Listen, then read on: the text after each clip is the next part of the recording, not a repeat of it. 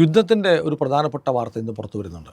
അതായത് ഇറാനിലെ ഭൂമിക്കടിയിലുള്ള രഹസ്യ ആണവ കേന്ദ്രം, അതായത് യുറേനിയം സമ്പുഷ്ടീകരിക്കുന്ന അത് ആണവായുധമായി മാറ്റുന്ന കേന്ദ്രം ഇസ്രയേൽ തകർത്തു എന്നാണ് വാർത്ത.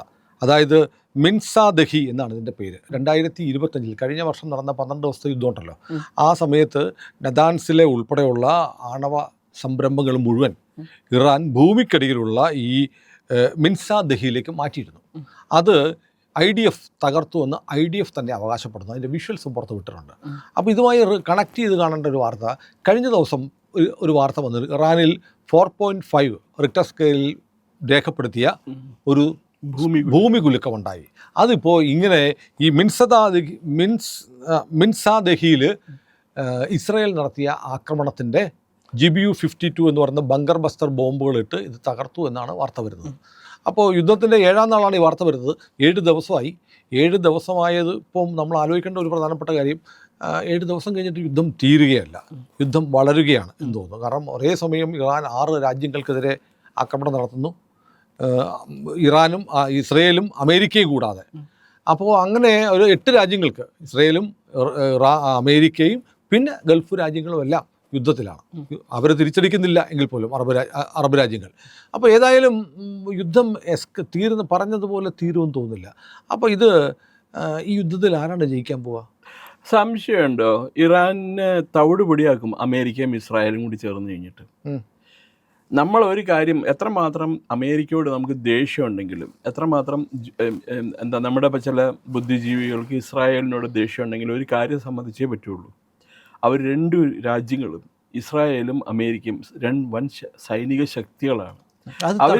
അതിനകത്ത് ഒരു സംശയം ഇപ്പോൾ പല സോഷ്യൽ മീഡിയയിലും കാണുന്നത്, ഇപ്പോൾ ഈ വ്യോമ പ്രതിരോധ സംവിധാനമുണ്ട്. ഇപ്പോൾ നമ്മുടെ ആണെങ്കിൽ S-400 നമുക്കുണ്ട്, സുദർശൻ ചക്ര. അതിൽ നിന്നൊന്ന് ഫയർ ചെയ്യുമ്പോൾ കോടികൾ ചിലവാണ്.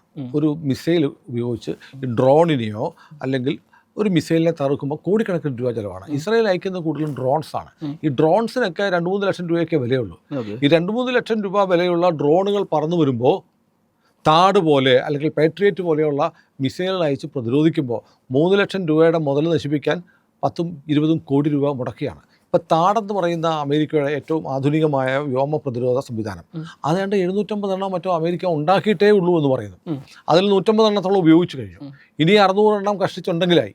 അപ്പം അമേരിക്കയ്ക്ക് ഈ പ്രതിരോധിക്കാനുള്ള ഹ്യൂജ് എക്സ്പെൻസ്, ഒപ്പം പ്രതിരോധിക്കാനുള്ള ആയുധങ്ങളുടെ കുറവ് ഉണ്ടെന്ന് പറയുന്നു. പക്ഷേ ഈ ഇസ്രായേലിനെ സംബന്ധിച്ച് ഒരു സിവിൽ എഞ്ചിനീയർക്ക് വേണമെങ്കിൽ ഒരു ദിവസം 12 ഡ്രോൺസ് വരെ ഉണ്ടാക്കാമെന്ന് പറയുന്നത്. ഇസ്രായേലിനല്ല, ഇറാനെ സംബന്ധിച്ച്. ഇറാൻ ഇതിങ്ങനെ ഉണ്ടാക്കി കൂട്ടിക്കൊണ്ടിരിക്കുക. ഇറാൻ്റെ പക്കലുള്ള ഈ മിസൈലുകൾ ഇങ്ങനെ വർഷിച്ചുകൊണ്ടിരിക്കുകയും ഇസ്രായേലിൻ്റെയും അമേരിക്കയുടെയും പക്കലുള്ള ആയുധങ്ങൾ തീരുകയും ചെയ്താൽ എന്ത് സംഭവിക്കും? ഇസ്രായേലിന് ഒരു അഡ്വാൻറ്റേജ് ഉള്ളത്, അവരെ ഓരോ വെല്ലുവിളികളും അവസരങ്ങളായിട്ട് മാറ്റുക ചെയ്യണം. ഇസ്രായേലിൽ ഇപ്പോൾ ഒരു പീപ്പിൾസ് ലിബറേഷൻ ആർമി പോലെയുള്ള ഒരു സൈന്യം കെട്ടിപ്പടുക്കാനുള്ള ജനസംഖ്യയൊന്നുമില്ല, ജനസംഖ്യ അല്ല. അപ്പോൾ അവർ ചെറിയ ആ ജനസംഖ്യ കൊണ്ട് അതിന് ആനുപാതികമായിട്ടുള്ള ഒരു സൈന്യം രൂപീകരിക്കും. ആ സൈന്യത്തിന് മിനിമം ഇൻവെസ്റ്റ്മെൻറ്റ് കൊണ്ട് മാക്സിമം ഡാമേജസ് ഉണ്ടാക്കാവുന്ന പടക്കോപ്പുകളാണ് അവർ നിർമ്മിക്കണം. പിന്നെ സോഷ്യൽ മീഡിയയിൽ വരുന്ന വാർത്ത അനുസരിച്ചിട്ടാണെങ്കിൽ ഈ യുദ്ധത്തിൽ പണ്ടേ ഇസ്രായേലും അമേരിക്കയും തോറ്റു കഴിഞ്ഞു എന്ന് വേണം വിശ്വസിക്കാൻ. നമ്മുടെ മലയാളം ചാനലുകളുണ്ടല്ലോ അങ്ങനെ തോന്നുന്നു. ഇന്ന് രാവിലെ എൻ്റെ ഒരു സുഹൃത്ത് തന്നെ വിളിച്ച 6 മണിയായപ്പോൾ അവൻ്റെ അടുത്ത് പറഞ്ഞു, ഇങ്ങനെ മലയാളം ചാനലൊന്ന് ഇവിടെ നോക്കാൻ പറഞ്ഞു. ഞാൻ തുറന്നു നോക്കി എന്താ കാര്യം അറിയാനായിട്ട്. അപ്പോൾ നോക്കുമ്പോൾ കാണുന്നത് USS എബ്രഹാം ലിങ്കൺ തകർത്തു. ലോകത്തിലെ ഏറ്റവും വലിയ യുദ്ധക്കപ്പൽ, സുനിലാണ് പറഞ്ഞത് എൻ്റെ അടുത്ത്, അതാണ് ലോകത്തിലെ ഏറ്റവും വലിയ യുദ്ധക്കപ്പൽ, അത് തകർത്തു എന്ന്. ഞാൻ ഞെട്ടിപ്പോയി. തുടർന്ന് ഞാൻ ഫോക്സ് ന്യൂസ് നോക്കി, സ്കൈ ന്യൂസ് നോക്കി, CNN നോക്കി. ഇതിനകത്തൊന്നും ഇങ്ങനെ ഒരു പരാമർശം പോലും ഇല്ല. അപ്പം ചുമ്മാ ഈ വാർത്ത കണ്ടു കഴിഞ്ഞാൽ നമ്മുടെ മലബാറിലുള്ള കോയമാർക്ക് വലിയ സന്തോഷമാവും. അപ്പോൾ ഇപ്പോഴത്തെ പരിപാടി എങ്ങനെ അതറിയാമോ? സാധാരണ ന്യൂസ് അല്ല അവർക്ക് വേണ്ടത്, news which could be sold to the people, വിൽക്കപ്പെടാവുന്ന വാർത്ത. അപ്പോൾ വ്യൂവർഷിപ്പ് കിട്ടുമല്ലോ. ഈ എബ്രഹാം ലിങ്കൺ എന്ന് പറഞ്ഞ കപ്പലിനെ തകർത്തു, അമേരിക്കയ്ക്ക് ഭയങ്കര ക്ഷീണാണെന്നൊക്കെ പറഞ്ഞു കഴിഞ്ഞാൽ ആൾക്കാർ കോയന്മാരായിട്ടിരുന്നുണ്ട് അപ്പം തന്നെ വിളിക്കുക അല്ലാഹു അക്ബർ എന്ന് വിളിക്കുക. അതാണ് നടക്കണേ. ഈ മൊസാദ് എന്നൊക്കെ പറഞ്ഞ രഹസ്യ സംഘടന അവർക്ക് എന്താ പറയണ, നമ്മൾ കഴിഞ്ഞ ദിവസം സംസാരിച്ചല്ലേ എന്താ മോശദയാൻ ഇന്ത്യയിൽ വന്ന് കഹൂട്ട അറ്റോമിക് പവർ പ്ലാന്റിനെ കുറിച്ചിട്ടുള്ള അവർക്ക് എങ്ങനെ കിട്ടി അത്രയും ഇൻഫർമേഷൻ അവർക്ക്? അല്ല, ഇറാൻ്റെ ഒരു മന്ത്രി പറഞ്ഞില്ലേ, ഞങ്ങൾ ഈ മൊസാദിൻ്റെ പ്രവർത്തനം ഇറാനിൽ കൂടുന്നത് കൊണ്ട് ഞങ്ങളൊരു പ്രത്യേക സംഘത്തെ ഉണ്ടാക്കി, 20 പേരുടെ സംഘം. അതിൻ്റെ തലവൻ ഉൾപ്പെടെ 20 പേരും മൊസാദായിരുന്നു. അമേരിക്കയും ഇസ്രായേലും ഒരുമിച്ച്, ഒന്നാമത്തെ ഇസ്രായേലിൻ്റെ പാർട്ട്ണർഷിപ്പിലാണ് അമേരിക്കയിലെ പ്രധാന ഡിഫൻസ് മാനുഫാക്ചറിങ് കമ്പനികൾ നടത്തുന്നത്. അവർക്ക് ആയുധങ്ങൾ ഒരു പ്രശ്നമല്ല. ആയുധക്ഷാമം ഉണ്ടെന്ന് പറയുന്നത് എനിക്ക് വിശ്വാസമാവുന്നില്ല. അത് ഞാൻ വിശ്വസിക്കില്ല. ഞാനിപ്പോഴും ബലമായിട്ട് വിശ്വസിക്കുന്നത് ഇസ്രായേലും പിന്നെ അമേരിക്കയും ഒരുമിച്ച് നിന്ന് ഇതിനായി ഇറാനെ തവിട് പൊടിയാക്കും. പക്ഷേ നമ്മൾ നോക്കുമ്പോൾ ഈ ഗൾഫ് രാജ്യങ്ങൾക്ക് നേരെ ഇവർ നടത്തുന്ന ആക്രമണങ്ങളിൽ പലതും അമേരിക്കൻ കേന്ദ്രങ്ങളിൽ വന്ന് വീഴുന്നുണ്ട്. ഇന്റർസെപ്റ്റ് ചെയ്യാൻ പറ്റും. ഡാമേജസ് വന്നിട്ടുണ്ടോ? യുദ്ധം ഉണ്ടാകുമ്പോൾ എത്ര ആണെങ്കിലും എന്താ സോൾജേഴ്സ് മരിക്കും. അമേരിക്കയിലും ഈ പറഞ്ഞ പോലെ ഇസ്രയേലിലും രാഹുൽ ഗാന്ധി ഇല്ലാത്തത് നന്നായി, അല്ലെങ്കിൽ എത്ര വിമാനം വീണു എന്നൊക്കെ ചോദിച്ചേനെ. ഇത് ഇപ്പോൾ ഓപ്പറേഷൻ എപ്പിക് ഫ്യൂറി എന്നാണ് ഈ അമേരിക്ക ഇതിന് പേരിട്ടിരിക്കുന്നത്. ലയൺസ് റോർ എന്ന് ഇസ്രായേൽ, മറ്റേ ലയൺസ് റോയർ എന്നുള്ള പ്രധാനമന്ത്രിനെ ലയൺ ഓഫ് ഏഷ്യ എന്നാണ് നമ്മുടെ മോദിയെ വിളിച്ചത്. അതെ. അപ്പോൾ ഇന്ന് രാവിലെ അവർ പറഞ്ഞത് ഇറാന്റെ 30-ലധികം കപ്പലുകൾ അവർ മുക്കിക്കഴിഞ്ഞു എന്നാണ് പറയുന്നത്. 30-ലധികം കപ്പല് അതും നേവൽ ഷിപ്സ് മുക്കിയിട്ടുണ്ട്. പിന്നെ അത് മാത്രമല്ല, ഇതൊരു മിനി ലോകമഹായുദ്ധമായിട്ട് മാറിക്കഴിഞ്ഞിരിക്കുന്നു. ഇവര് 3 പേരല്ല പ്രധാന കഥാപാത്രങ്ങൾ ഇപ്പോൾ ഈ യുദ്ധത്തിൽ. എല്ലാവരും അങ്ങോട്ടും ഇങ്ങോട്ടും യുദ്ധം ചെയ്യാണ്. അപ്പോൾ ഇറാൻ ഇപ്പോൾ ആരൊക്കെയാണ് കൈകാര്യം ചെയ്യേണ്ടത്? ഇസ്രായേലിനെ കൈകാര്യം ചെയ്യണം, അമേരിക്കനെ കൈകാര്യം ചെയ്യണം, അത് കൂടാണ്ട് UAE കൈകാര്യം ചെയ്യണം. എത്ര രാഷ്ട്രങ്ങൾ ഗൾഫ് കോർഡിനേഷൻ കൗൺസിൽ സൗദി അറേബ്യനെ അറ്റാക്ക് ചെയ്യണം അവര്. ഇന്നൊരു ആക്സിസ് ന്യൂസിലൊരു വാർത്ത ഉണ്ടായിരുന്നു, UAE തിരിച്ചടിക്കാൻ തീരുമാനിച്ചിരിക്കുന്നു. പിന്നീട് ആ വാർത്ത വന്നതിന് ശേഷം UAE പറഞ്ഞു ഞങ്ങളില്ല എന്ന് പറഞ്ഞു. അപ്പോൾ ഗൾഫ് രാജ്യങ്ങൾ എന്താണ് മിണ്ടാതിരിക്കുന്നത്? അടി കിട്ടിയിട്ടും അവർക്ക് ഈ പ്രതികരിക്കാതിരുന്നിട്ടൊന്നുമില്ല. ബഹ്റൈനൊക്കെ ഭയങ്കര ശക്തിയായിട്ട് പ്രതിഷേധിച്ചു. പക്ഷെ അവർ പറയുന്നത് അതിനകത്തൊരു ഈ നമ്മുടെ ഈ മുക്കാൽ മീഡിയ എന്താ ചർച്ചയാണ്, ഔട്ട് ഓഫ് ഫോക്കസോ അങ്ങനെ ചർച്ച ചെയ്തിട്ടല്ലോ. അതിനകത്ത് ചർച്ച ചെയ്തുകൊണ്ട് ഇത് ഇങ്ങനെ അത് ഗൾഫ് രാജ്യങ്ങളുള്ള വെറുപ്പ് കൊണ്ടൊന്നുമില്ല, അവിടെ ഇരിക്കുന്ന അമേരിക്കൻ സന്നാഹത്തോടാണ് ഇറാൻ്റെ വെറുപ്പ്, അവിടെയാണ് അടിക്കുന്നത്. അമേരിക്കൻ സന്നാഹത്തോട് വെറുപ്പുണ്ടെങ്കിൽ ഒരു രാജ്യത്തിൽ ഇവിടെ അവിടെ കയറി ആക്രമിക്കുകയാണോ ചെയ്യണം? അവരുടെ പരമാധികാരത്തെ ലംഘിക്കലാണ്. ഇപ്പോൾ യുദ്ധത്തിൻ്റെ പോക്ക് കണ്ടിട്ട് എനിക്ക് വളരെ വ്യക്തമായിട്ടുണ്ട്. We are winning decisively against Iran എന്നാണ് പീറ്റ് ഹെഗേത്ത് പറഞ്ഞിരിക്കുന്നത്, അവരുടെ വാർ സെക്രട്ടറി. അവരുടെ യുദ്ധ ആവശ്യത്തിനുള്ള സെക്രട്ടറി ഇങ്ങനെ ഒരു സ്റ്റേറ്റ്മെൻറ്റ് കൊടുക്കുമ്പോൾ, അതേപോലെ തന്നെ പ്രസിഡന്റ് ട്രംപ് എന്ന അവസാനത്തെ വാർണിംഗ് ഇഷ്യൂ ചെയ്തിരിക്കുക, ഇറാനിയൻ റവല്യൂഷണറി ഗാർഡ്സിന് എഴുതുക, ആയുധം വെച്ച് കീഴടക്കി കൊല്ലാൻ കൊല്ലും. അതിന്റെ അപ്പുറത്ത് വേറെ ഒരു പടി കൂടി മുമ്പോട്ട് ഞാൻ അടുത്തത് കമ്പനീനെ സെലക്ട് ചെയ്യുമ്പോൾ ഞാനായിരിക്കും എന്താ പറയണ തീരുമാനിക്കണേന്ന്. ഇത്രേ പോരെ. അവർ ഇത് കണക്കാക്കണം എന്ന് വെച്ചാൽ അവർ വളരെ സ്ലോ ആൻഡ് സ്റ്റഡി ആണ് അവർ പോണ അമേരിക്ക. അതിന് ശേഷം അവർ റെസ പഹലവി ഇല്ലേ, പഴയ ഇറാനിലെ ഷായില്ലായിരുന്നില്ലേ, ഷായുടെ മകൻ അമേരിക്കയിലുണ്ട്, അയാളെ അവർ ഭരണം ഏൽപ്പിച്ചു കൊടുക്കും.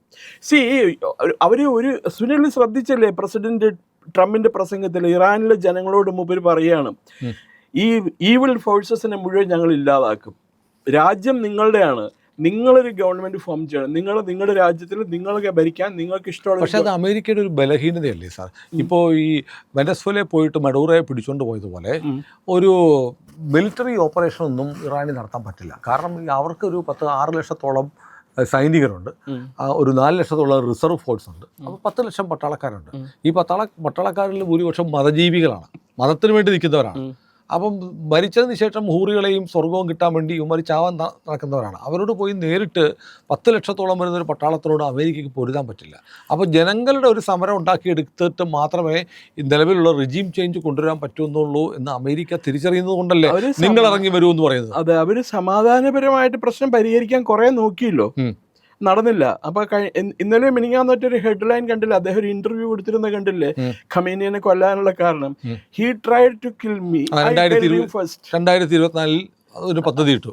അപ്പൊ അതിൽ നിന്ന് തന്നെ വ്യക്തമാണ് അവർക്ക് അവിടെ ഒരു കയോസ്, അതല്ലെങ്കിൽ ഒരു അനാർക്കി, അതല്ലെങ്കിൽ ഒരു അരാജകത്വം വേണം എന്ന് അമേരിക്ക ഒട്ടും ആഗ്രഹിക്കുന്നില്ല. അമേരിക്ക പിന്നെ പറയുന്നു, കുർദുകളോട് പറയുന്നു യുദ്ധം ചെയ്യൂ, ആയുധം തരാന്ന് പറയുന്നു. കുർദുകളെ കാരണം കൊണ്ട് ആരെയും കിട്ടിയിട്ടില്ലെങ്കിൽ കുർദുകളുടെ നെഞ്ഞത്തോട്ട് കയറും ഇറാനിലെ പട്ടാളക്കാർ, ഈ മറ്റേ മുള്ളന്മാരും പോയിട്ട് അവരെ രക്ഷിക്കേണ്ട ചുമതല അവർക്ക്. അമേരിക്കൻ പട്ടാളക്കാരെ ഇറാനിൽ ഇറക്കാതെ തന്നെ അവര് എന്താ പറയുക യുദ്ധം ചെയ്യാനാണ് നോക്കുന്നത്.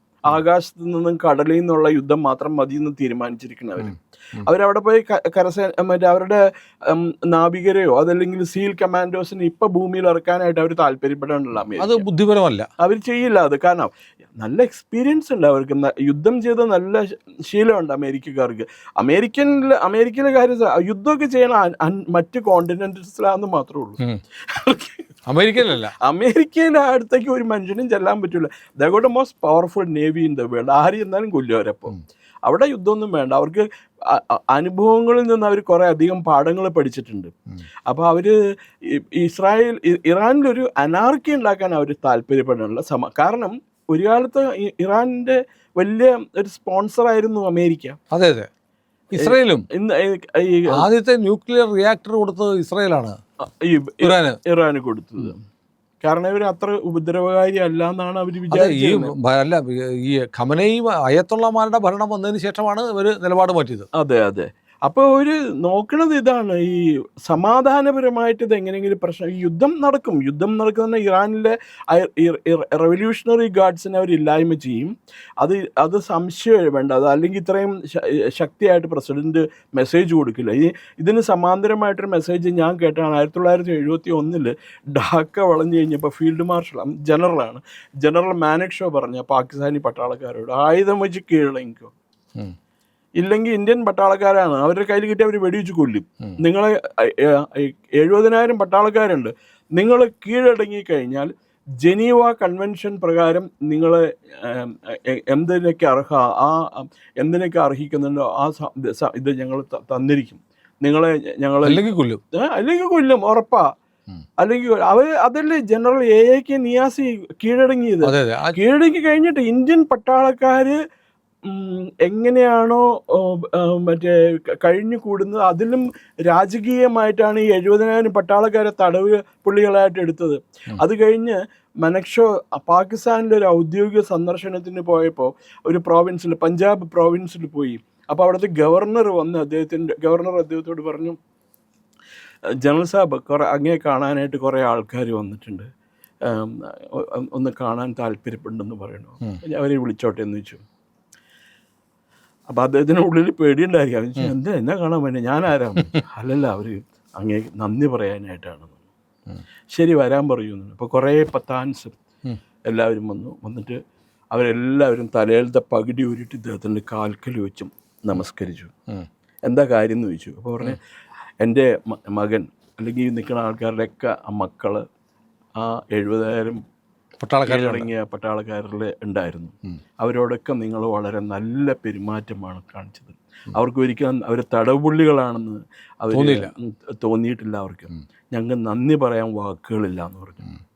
ഇത് മാനക്ഷോ നേരിട്ട് പറഞ്ഞതാണ് ഒരു പ്രസംഗത്തിൽ. അദ്ദേഹം കള്ളമൊന്നും പറയില്ല, അതിന് തമാശക്കാരനാണ്. മാനക്ഷോയുമായിട്ടുള്ള സാറിൻ്റെ കണ്ടുമുട്ടലിനെ കുറിച്ച് പറയാൻ പ്രേക്ഷകരോട് പറഞ്ഞിട്ട് കുറച്ച് നാളായി. അടുത്ത തവണ നമുക്കിത് പറയണം, താളെ 3-4 മിനിറ്റ് ഞാൻ മതി. അതുപോലൊരു പ്രതിഭയുടെ മുന്നിലിരുന്ന് 1 മിനിറ്റ് സംസാരിക്കാൻ കഴിയുക എന്നത് പോലും മഹാഭാഗ്യമാണ്. എനിക്ക് ഭയങ്കര അസൂയാണ് ഇപ്പോൾ സാർ. മനേക്ഷയുമായി 4-5 മിനിറ്റ് സംസാരിച്ച ആൾ എന്ന് പറയുമ്പോൾ നമുക്കത് നാളെ ചെയ്യണം നമുക്ക്. പക്ഷേ ഈ ഒരു കാര്യത്തിൽ ഞാൻ പറയാം, യുദ്ധത്തിൽ പല സ്ട്രാറ്റജീസ് ഉണ്ട്. അവർ സ്ട്രാറ്റജീസ് മാറ്റിക്കൊണ്ടിരിക്കും. വെറുതെ പോയിട്ട് യുദ്ധം ചെയ്യല്ലോ ഇപ്പോൾ പരിപാടി. ശത്രുവിനെ കൺഫ്യൂസ് ചെയ്യും. അങ്ങനെയുള്ള പല തന്ത്രങ്ങളുണ്ട്. ഇപ്പം നമ്മൾക്കിപ്പോൾ ഇസ്രായേലിനോടുള്ള ദേഷ്യം ഉള്ള പലരും ഉണ്ട്. ഈ പറഞ്ഞ പോലെ ലേഖനമൊക്കെ എഴുതുന്ന കുറേ ആൾക്കാരുണ്ട്. അവർ പറയണ ഇസ്രായേലിൻ്റെ പൊടി പൊടിക്കും, ഇസ്രായേൽ ബാക്കി ഉണ്ടാവില്ല. എന്തിന്? ഈ സോഷ്യൽ മീഡിയയിൽ വന്ന വാർത്തകളാണ്. ഇപ്പോൾ കഴിഞ്ഞ ദിവസം ഞാൻ ഒരാളുടെ ഇൻ്റർവ്യൂ ഞാൻ കണ്ടു. അയാളുടെ പേര് എന്താണ്? ഡോഗ്ലാസ് മെഗ്രഗോർ ആൻഡ് പ്രൊഫസർ ജിയാങ്, രണ്ടുപേരുടെയും ഈ യുദ്ധത്തോടുകൂടി ഇസ്രായേൽ ഇല്ലാതാവും. ഇത്രയും ചെറിയ സ്ഥലമല്ലേ ഉള്ളൂ ഇസ്രായേൽ എന്ന് പറയണേ. എന്നിട്ട് ഇപ്പം അങ്ങനെയാണെങ്കിൽ ഇസ്രായേലിനെ പണ്ടേ ഇറാൻ തകർക്കേണ്ടതല്ലേ? അതെ അതെ, ഇത്ര കാലം കാത്തിരിക്കേണ്ട. അവർ നോക്കിയും കണ്ടാ കൊടുക്കണ ഇട്ടിട്ട് അവർ കൊടുക്കണം, നന്നായിട്ട് ഏക്കണമുണ്ട് അവർക്ക്. ഇതിപ്പോൾ ഇന്നിപ്പോൾ കണ്ടു ഹിസ്ബുള്ളേൻ്റെ ഒരു ലെബനനിൽ ഉണ്ടായിരുന്ന ഹിസ്ബുള്ളയുടെ 1/3 അല്ല അതിൽ കൂടുതൽ ആൾക്കാരെ അവരില്ലായ്മ ചെയ്ത് കഴിഞ്ഞു, ന്യൂട്രലൈസ് ചെയ്ത് കഴിഞ്ഞു എന്നാ പറയണത്. ഹമസ് ഇപ്പം എവിടെയുണ്ട്? പേര് കേൾക്കാനുണ്ടോ ഹമസിൻ്റെ? എനിക്കിപ്പോഴും ഹമസ് എന്നുള്ള പേര് കേൾക്കുമ്പോൾ എനിക്ക് ചിരിയാ വരിക. കാരണം ഹമസിൻ്റെ ഫൗണ്ടർ ഉണ്ടായിരുന്നു, അയാൾ ക്വാഡ്രാപ്ലജിക് ആയിരുന്നു, ഈ വീൽ ചെയറിലിരുത്തി ഉന്തിക്കൊണ്ടു പോകണം. പക്ഷെ അത് മാത്രമല്ല, അയാൾ ഭയങ്കര ദുഷ്ടചിന്തയാണ് മനസ്സിലുള്ളത്. ഇസ്രായേലിനെതിരെ ഏറ്റവും കൂടുതൽ ആക്രമണം നടത്താൻ ഈ ഹമസിനെ പ്രേരിപ്പിച്ച അയാളാണ്. കുറേ സഹിച്ചു കഴിഞ്ഞപ്പോൾ ഇസ്രായേൽ പട്ടാളം എന്ത് ചെയ്തു? അയാളുടെ നേരത്തെ ഒരു കാറി കയറിയ സമയത്ത് ഒരു മിസൈൽ വിട്ടു. അയാളുടെ പൊടി തീർന്നു. അത് കഴിഞ്ഞ് പിറ്റേ ദിവസം പുതിയ ചീഫിനെ തെരഞ്ഞെടുത്തു. 24-ാം ദിവസം അയാളെയും കൊന്നു. അപ്പോൾ ഹമസ് ഒരു പുതിയ ഇത് വെച്ചു, ഇനി മുതൽ ഞങ്ങളുടെ ചീഫിനെ തെരഞ്ഞെടുത്ത പേര് അനൗൺസ് ചെയ്യില്ല. ആ സ്റ്റേജിൽ എത്തിച്ചു കൊടുത്ത ആൾക്കാരാണ് ഇസ്രായേലുകാർ. അവരെ നമുക്ക് ഇഷ്ടമല്ലെങ്കിൽ വേണ്ട, പക്ഷേ അവരുടെ കഴിവിനെ നമ്മൾ അംഗീകരിച്ചേ പറ്റുള്ളൂ. ഇത് ഈ നമ്മുടെ അമേരിക്കയും ഇസ്രായേലും വിചാരിച്ചതുപോലെ 2 ദിവസം 3 ദിവസം കൊണ്ട് തീരുന്നതുകൊണ്ട് തീരുന്നില്ല. അല്ല സുനിൽ, അവരങ്ങനെ പറഞ്ഞു, 2 ദിവസം കൊണ്ട് തീർക്കുന്നു പറഞ്ഞു എന്നൊക്കെയാണ് ചിലർ അവകാശപ്പെടുന്നതല്ലേ. അതിപ്പോ ഈ പറഞ്ഞ പോലെ ട്രംപ് പറഞ്ഞു Iran is a big country, അതുകൊണ്ട് കുറച്ച് സമയം വേണ്ടി വരും എന്ന് പറഞ്ഞു. വലിയ രാജ്യം തുടരും. കാരണം യുദ്ധം തുടങ്ങിയത് ഇറാനാണ്, യുദ്ധം അവസാനിപ്പിക്കണം ഞങ്ങളാണെന്നാണ് അദ്ദേഹം പറഞ്ഞത്. 4 ആഴ്ച കൊണ്ട് യുദ്ധം തീരുന്ന ബെഞ്ചമിൻ നെതന്യാഹു പറഞ്ഞു, ഇസ്രായേൽ പ്രധാനമന്ത്രി. പക്ഷെ പ്രസിഡന്റ് ട്രംപ് തന്നെ പറഞ്ഞു 4 ആഴ്ച കൊണ്ടൊന്നും തീരില്ല, 2-3 മാസം എടുക്കുമെന്നാണ് പറഞ്ഞിരിക്കുന്നത്. ഇപ്പോൾ ഇവർ ഒരുമിച്ച് നിന്ന് കഴിഞ്ഞിട്ടുണ്ടെങ്കിൽ ഇറ്റ്സ് എ ലെത്തൽ കോമ്പിനേഷൻ. ഇസ്രായേലും അമേരിക്ക ഒരുമിച്ച് നിന്ന് കഴിഞ്ഞിട്ടുണ്ടെങ്കിൽ ഇറ്റ്സ് ഗോയിങ് ടു എന്താ പറയുന്നത്, അവരെ സംബന്ധിച്ചിടത്തോളം ആയുധത്തിന്റെ ഷോർട്ടേജ് ഒന്നും ഉണ്ടാവില്ല. അതാണ് വളരെ ലെത്തലായിട്ടുള്ള അപകടം പിടിച്ച ആയുധങ്ങളൊന്നും അവർ ഇതുവരെ രംഗത്ത് ഇറക്കിയിട്ടില്ല എന്നാണ് ഞാൻ മനസ്സിലാക്കുന്നത്. അവരുടെ B-2 ബോംബർ എന്നിട്ട് പറഞ്ഞ സ്റ്റെൽത്ത് വിമാനങ്ങളുണ്ട്. അതൊക്കെ വന്നു കഴിഞ്ഞാൽ ഇറാന്റെ കാര്യം ഒന്ന് ആലോചിച്ച് നോക്കി. B-2 ബോംബർ ഉപയോഗിച്ചിട്ടാണ് ഈ GBU-57 എന്ന് പറഞ്ഞ ബങ്കർ ബസ്റ്റർ ബോംബിട്ടാണ് ഈ പറയുന്ന ന്യൂക്ലിയർ പവർ സ്റ്റേഷൻ ഭൂമിക്കടിയിൽ തകർത്തതെന്നാണ് പറയുന്നത്. ഓക്കെ, ഇവരുടെ ഇനിയൊരു കൺഫർമേഷൻ വരുമല്ലോ, ഇന്റർനാഷണൽ ആറ്റോമിക് എനർജി ഏജൻസിയുടെ വിമാനം അവിടെ എന്താ റേഡിയേഷൻ ഉണ്ടോ എന്നൊക്കെ അന്വേഷിച്ചിട്ട് പറയും. നമുക്ക് യുദ്ധത്തിനിടയ്ക്ക് അത് പോകാൻ പറ്റില്ലല്ലോ. ഇവിടെ സിന്ദൂർ കഴിഞ്ഞ ഉടനെ തന്നെ വന്നു കിറാന ഹിൽസിൽ. ഏതായാലും യുദ്ധം ആശങ്ക ഉണ്ടാക്കുന്നതാണ്. പ്രത്യേകിച്ച് നമ്മുടെ ആളുകളൊക്കെ 1 കോടിയോളം ഇന്ത്യക്കാർ വിവിധ രാജ്യങ്ങളായി മിഡിൽ ഈസ്റ്റിലായിട്ടുണ്ട്. നമുക്ക് ആശങ്കയുണ്ട്. ഒരു യുദ്ധം തീരേണ്ടത് ഇനിയൊരു യുദ്ധം ഉണ്ടാവില്ല എന്നുള്ള ഉറപ്പ് കിട്ടുന്ന വിധത്തിൽ തീരണം. 2ാം ലോക മഹായുദ്ധം കഴിഞ്ഞപ്പോഴാണ് യുണൈറ്റഡ് നേഷൻസ് എന്താ പറയുക രൂപീകൃതമായത്. അവർ പറഞ്ഞത് ഇനിയൊരു യുദ്ധം 3ാം ലോക മഹായുദ്ധം ഉണ്ടാവില്ല എന്നാണ് പറഞ്ഞത്. ഇപ്പോൾ യുണൈറ്റഡ് നേഷൻസ് എന്ന് പറയുന്നത് യുണൈറ്റഡ് നോൺസെൻസ് ആയിട്ട് മാറിയത്. ഏറ്റവും വലിയ ട്രംപിന് താല്പര്യമില്ലല്ലോ, അവർക്ക് താല്പര്യം. അതുകൊണ്ടാണല്ലോ പീസ് ബോർഡ് എന്നും പറഞ്ഞ് ജീവിതകാലം മുഴുവൻ അദ്ദേഹം അധ്യക്ഷനാകുന്ന ഒരു സമാന്തര സാധനം ഉണ്ടാക്കാൻ പോകുന്നത്. അപ്പോൾ ലീഗ് ഓഫ് നേഷൻസ് ഉണ്ടായിരുന്നല്ലോ, ലീഗ് ഓഫ് നേഷൻസ് പൊളിഞ്ഞു പോയി. ഇപ്പോൾ ഒരു സാദൃശ്യം ഞാൻ കാണുന്നത് 2ാം ലോക മഹായുദ്ധത്തിനെ കുറിച്ച് ഞാൻ വായിച്ച് അത് നോക്കുമ്പോൾ ഇതും ഇപ്പം നടക്കുന്നത് ഒരു 3ാം ലോക മഹായുദ്ധത്തിൻ്റെ പ്രല്യൂഡെന്നോ അല്ലെങ്കിൽ കർട്ടൻ റൈസർ എന്നോ ആണ്. കാരണം 18-20 രാഷ്ട്രങ്ങൾ അങ്ങോട്ടും ഇങ്ങോട്ടും യുദ്ധം ചെയ്തുകൊണ്ടിരിക്കുക. 18 അങ്ങോട്ടും ഇങ്ങോട്ടും അല്ല, ഇവർ രണ്ടുപേരും എന്താ പറയുക, അനിയൻ ബാവ ചേട്ടൻ ബാവയായിട്ട് നിൽക്കുന്നുണ്ട്, ഇസ്രായേലും അമേരിക്കയും. മറ്റുള്ളവർ മുഴുവൻ ഇറാൻ ആരെയൊക്കെ വെറുപ്പിക്കാവുന്നവരൊക്കെ വെറുപ്പിച്ചിട്ടുണ്ട്. ഇപ്പോൾ യൂറോപ്പിൽ ബ്രിട്ടൻ അവരുടെ കപ്പലൊക്കെ സൈപ്രസിലേക്ക് അയച്ചിട്ടുണ്ട്. എന്താ അവിടെ കയറി അറ്റാക്ക് ചെയ്തിരുന്നു ഈ ഇറാൻ. പാകിസ്ഥാനിൽ ഭയങ്കര ബഹളം നടക്കുകയാണ്. താലിബാൻ കിട്ടുന്നിടത്ത് വെച്ചിട്ട് പാകിസ്ഥാന് ഡോസ് കൊടുക്കണം. മുങ്ങിപ്പോവാണ് പാകിസ്ഥാനിലെ സംഭവങ്ങൾ ഈ യുദ്ധത്തിനിടയ്ക്ക് മുങ്ങിപ്പോവാണ്. നല്ല കീച്ചവർ കീച്ചുന്നുണ്ട്. അത് താലിബാൻ മാത്രം ബലൂചിസ്ഥാനിൽ നിന്ന് ഇഷ്ടം പോലെ ഇട്ടിട്ട് എന്താ പറയണ ആ മറ്റേ നമ്മളൊരിക്കൽ സംസാരിക്കാൻ തീരുമാനിച്ചിരുന്നായിരുന്നു. ഒരു 7-8 പാകിസ്ഥാൻകാരെ പട്ടാളക്കാരെ തട്ടിക്കൊണ്ടുപോയി. അത് ഒന്നും ആയിട്ടില്ല. അതിന്റെ വാർത്ത വന്നിട്ടില്ല. അതൊന്നും അന്വേഷിക്കണം എന്തായെന്നുള്ളത്. അപ്പൊ ഇങ്ങനെയാണ് കാര്യങ്ങൾ. ഏതായാലും യുദ്ധം തീരട്ടെ, ഇനിയൊരു യുദ്ധം ഉണ്ടാവാത്ത തരത്തിൽ തീരട്ടെ അല്ലേ? ഈ യുദ്ധം ഉണ്ടാവാത്ത തരത്തിൽ തീരും. ഞാൻ ഇപ്പോഴും വിൻസ്റ്റൺ ചർച്ചിലിൻ്റെ ഒരു കോട്ടുണ്ട്: നിങ്ങൾക്ക് സമാധാനം ആവശ്യമുണ്ടോ എങ്കിൽ നിങ്ങൾ യുദ്ധം ചെയ്യാൻ തയ്യാറായിരിക്കുക എപ്പോഴും. അല്ല, നമ്മൾ ഈ നമ്മുടെ ന്യൂക്ലിയർ പരീക്ഷണം നടത്തി കഴിഞ്ഞപ്പോൾ നമ്മൾ പറഞ്ഞല്ലോ സമാധാനത്തിന് വേണ്ടിയിട്ടുള്ള അണുവായുധങ്ങളാണെന്ന്. അണുവായുധം വെച്ചിട്ട് സമാധാനം ഉണ്ടാക്കുക. അങ്ങനെയാണെങ്കിൽ ഏറ്റവും ആദ്യം സമാധാനം ഉണ്ടാക്കിയ ഉപഭൂഖണ്ഡത്തിൽ ഏറ്റവും കൂടുതൽ വലിയ സമാധാനം ഉണ്ടാക്കിയത് ചൈനയാണ് 64-ല്. അത് സഖാക്കളതിനെ ജയ് വിളിച്ച ആൾക്കാരാണ്. അതെ. ഏതായാലും യുദ്ധത്തിൻ്റെ വാർത്തകളുമായിട്ട് നമുക്ക് വീണ്ടും കാണാം. കുമാർ ചെല്ലപ്പൻ സാർ നമ്മുടെ കൂടെയുണ്ട്. നമുക്ക് തുടർന്നും കാണാം. ചാനൽ സബ്സ്ക്രൈബ് ചെയ്യാത്തവരെ ഒന്നുകൂടി ഓർമ്മിപ്പിക്കുന്നു.